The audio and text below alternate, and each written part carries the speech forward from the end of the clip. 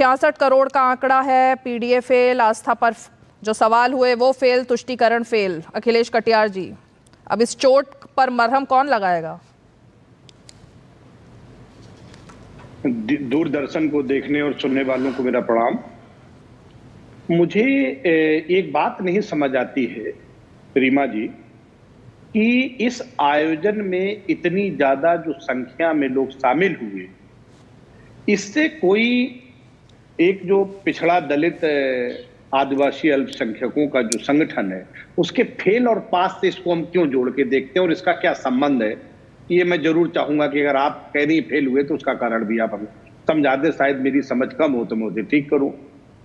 और दूसरी बात यह है कि जो पुनर्जागरण की बात है, सनातन और हिंदू धर्म के पुनर्जागरण हुआ है इससे, तो क्या अब जातिवाद आपस में खत्म हो जाएगा?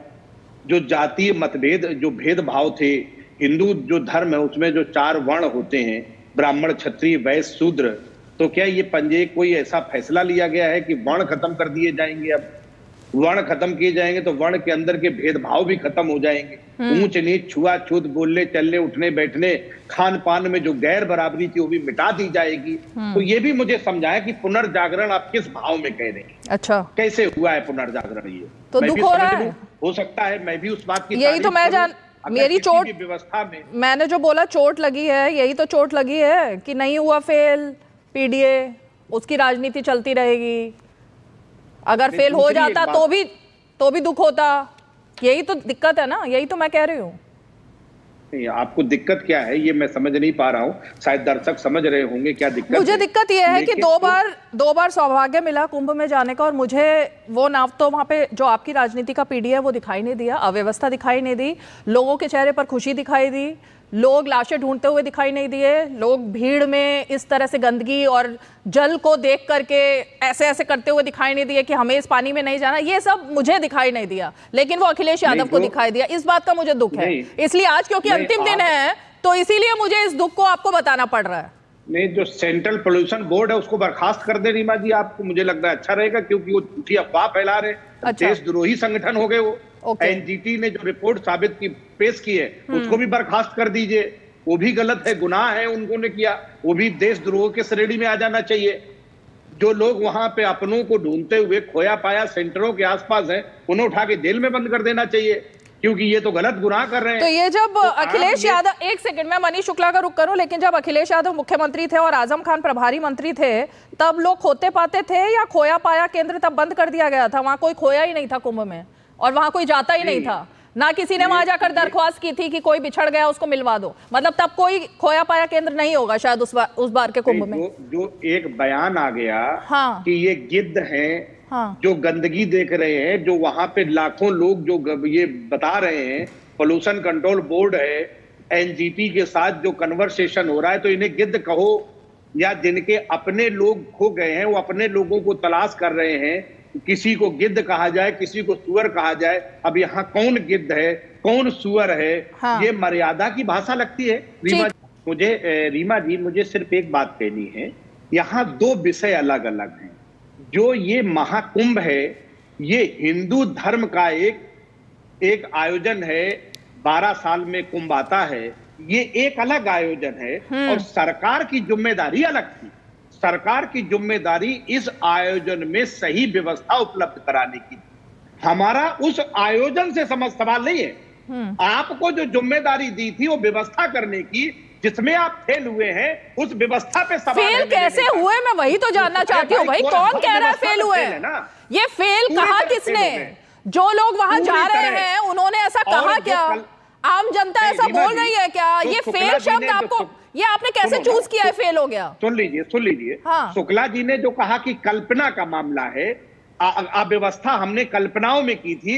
अरे भाई, हमने आपको 7 साल चलाते देखा, परीक्षाएं आपसे नहीं होती। अरे आप परीक्षा में पहुंच गए, अब अभी कुंभ की बात हो रही है कि आयोजन आप अच्छे से नहीं कर पाओगे, और उसका परिणाम पूरे देश ने देखा।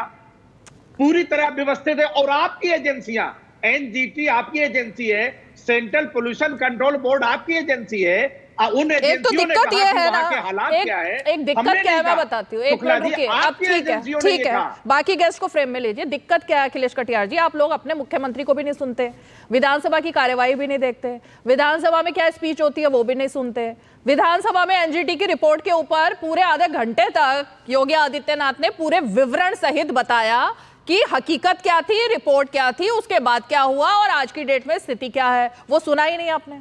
मैं तो हिंदू धर्म के हिसाब से और पुराणों में जो लिखा है उसके हिसाब से बात करती हूँ। इस पर किसी को ये नहीं देखना चाहिए कि क्या बोला जा रहा है। उसमें लिखा है कि आप कुंभ में जाते हैं, गंगा जी में जाते हैं, पाप धोने जाते हैं, तो मतलब आपकी पार्टी के अध्यक्ष ने तो पाप धो लिए जाकर, लेकिन जब दूसरे लोग जा रहे थे आस्था की डुबकी लगाने, उनको वो डरा रहे थे और अभी तक डरा रहे थे कल तक। ये क्या डबल स्टैंडर्ड्स थे पूरे कुंभ के दौरान कि खुद हम तो वो काम करेंगे, हमें सब कुछ ठीक लगेगा, लेकिन जब बाकी लोग जाएंगे हम उनको डराएंगे। क्यों डरा रहे थे? नहीं रीमा जी, ये तो नरेटिव हम एक सेट करने की कोशिश कर रहे हैं कि जबरदस्ती हम एक विचार आप पे थोप दें, जैसे लेकिन वो आपका तरीका हो सकता है। नहीं, ये भी अजय, ये बिल्कुल अजय वर्मा जी वाली बात हो गई कि खुद 3 दिन तक वहां पर रुक कर आ रहे हैं और 3-3 दिन तक डुबकी लगा कर आ रहे हैं, और एक नहीं 7-11 कितनी 11 डुबकियां लगा कर आए थे, लेकिन जो एक डुबकी लगाने जा रहे हैं लोग उनको डरा रहे हैं। खड़गे जी कह रहे हैं इससे गरीबी दूर नहीं होती। आप पूरा बोल लीजिए। मैंने पूरा बोल लिया, अब आप बोलिए। ये गलत नैरेटिव नहीं है। बोलना प्लीज, बोलने दिया करें किसी को भी भाई। बोलिए फिर। आप हमारा साफ, हमने शुरू में अपनी बात कही, मेरे नेता माननीय अखिलेश यादव जी ने कहा कि कुंभ का आयोजन एक अलग विषय है और कुंभ के आयोजन को व्यवस्थित करने की जो जिम्मेदारी थी उस सरकार का कर्तव्य था, और सरकार अपने कर्तव्यों में पूरी तरह फेल हुई है और अपनी हताशा को छुपाने के लिए बेशर्मी की चादर ओढ़ के हम किसी को गिद्ध कहें, किसी को सुअर कहें, इस तरीके की ये सुअर और गिद्ध वाली बात का जवाब मिल चुका है, हम अब इससे आगे बढ़ना चाहिए। अखिलेश जी, हाँ, हम तो आपसे एक बात कहते हैं भाई, सरकार की संस्था है ना पोल्यूशन कंट्रोल बोर्ड, सरकार फिर की वही संस्था बात, एनजीटी है, आप उसमें भी बात कर दीजिए। तो भाई वो सब लोग सरकार विरोधी है, देश विरोधी, अगर उन्होंने सच बोल दिया तो उनको गोली मार दो। मेरा सवाल क्या था, आपने सुना नहीं क्या? कहते थे कि सारी संस्थाएं, आप तो कहते थे सारी संस्थाएं पपेट हैं, सारी संस्थाएं सरकार की जेब में हैं। अब कैसे ऐसा हो गया कि एनजीटी ने रिपोर्ट दे दी? आप बताइए। इसका मतलब सारी संस्थाएं इंडिपेंडेंट है और सारी संस्थाएं इंडिपेंडेंट काम कर रही हैं। अरे अखिलेश कटियार, एक स्टैंड तो लिया करो, या तो संस्थाएं पपेट हैं और या तो संस्थाएं इंडिपेंडेंट है। मतलब जब मर्जी का बोल दे तब इंडिपेंडेंट और जब मर्जी का ना बोले तो पपेट। कैसे स्टैंडर्ड है?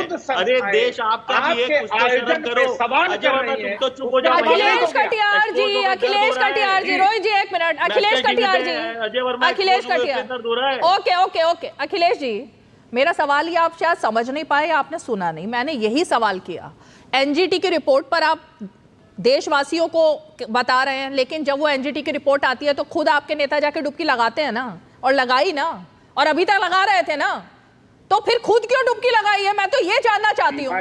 रीमा जी, वीडियो बना के डाले हैं, सामाजिक जीवन में है। धर्मेंद्र यादव इतने बड़े नेता हैं। एक मिनट सुनने दीजिए रोहित जी सुनने दीजिए। सिक्योरिटी के साथ गए थे। अरे सुनने दीजिए, वीआईपी कल्चर के तहत। अरे सुनने दीजिए भाई, रुकिए। हाँ, स्टीमर से अपनी आस्था है, हाँ, और ये एक धार्मिक आयोजन है। हाँ, इस धार्मिक आयोजन के कोई भी खिलाफ नहीं हो सकता। अच्छा। ये करोड़ों लोगों की आस्था का आयोजन है, और सरकार की जो भी सरकार होती है उस सरकार का ये कर्तव्य होता है कि आने वाले श्रद्धालुओं को अच्छी व्यवस्था दें, उनके लिए अच्छा सुविधा दें। आपने एनजीटी की जो रिपोर्ट आई वो, क्योंकि वहां करोड़ों लोगों के आने जाना और आस्था का विषय है, उस पर क्या देश में चर्चा नहीं होनी चाहिए? क्या उस पर बात नहीं होनी चाहिए? जो सरकार का 40,000 करोड़ रुपए गंगा साफ करने के नाम पे भाजपा वाले साफ कर ले गए, क्या उस पर बात करना नहीं चाहिए? तो अगर हम उस पर बात करते हैं, 3 लाख करोड़ रुपए का रेवेन्यू जनरेशन हुआ है कुंभ से। अखिलेश कटियार जी, 3.5 लाख करोड़ रुपए का रेवेन्यू जनरेशन हुआ है इस कुंभ से। की बीच में नहीं बोलना चाहिए, तो आपको समझना पड़ेगा ये जो व्यवस्था है। ठीक है, ओके रोहित जी प्लीज बीच में नहीं, प्लीज बीच में नहीं। अरे भाई रुकिए रोहित जी, एक मिनट, बीच में नहीं ना, हाँ जल्दी कंप्लीट कीजिए। और सारे मोटरसाइकिल और ऑटो वाले आपके थे, अरे सरकार के थे। 500 रुपए की जगह 5000 सब ले रहे थे। रीमा जी ऐसे ही उठा के लाके किसी को हटा दोगे तो आपको भी शर्मिंदगी लगेगी, हमें भी ये शर्मिंदगी रनिंग कमेंट्री चलती रहेगी तो राजकिशोर तिवारी, मनीष शुक्ला क्या करेंगे शो में? उनका नंबर कब आएगा?